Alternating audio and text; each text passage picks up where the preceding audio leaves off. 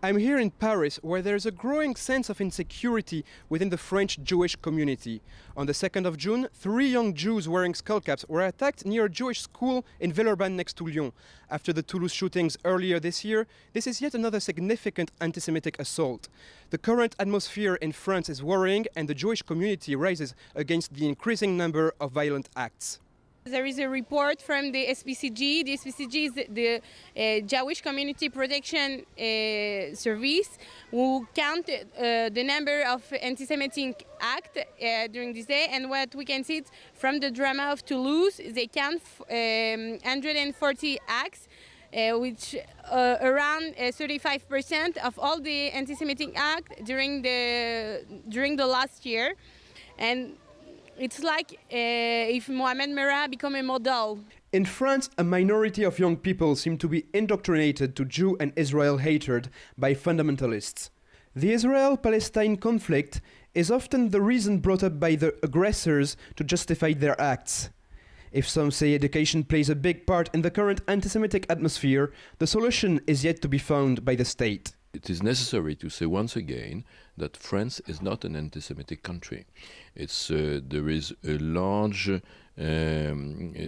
a total consensus among the governments, whether they are governments from the right or the left side. It's absolutely similar.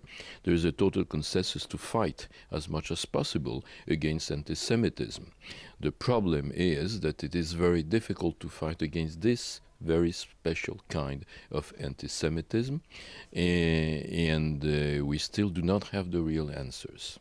The Union of French Jews, a small group which supports Marine Le Pen, wants order and respect to be restored.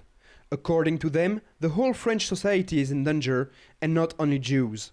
The environment means to the Muslims that they can act as they like, and there is no opposition so much to that. It's not only for the Jews, it's for everybody, because actions of violence, we can see that in France, in many cases, and even against Catholics.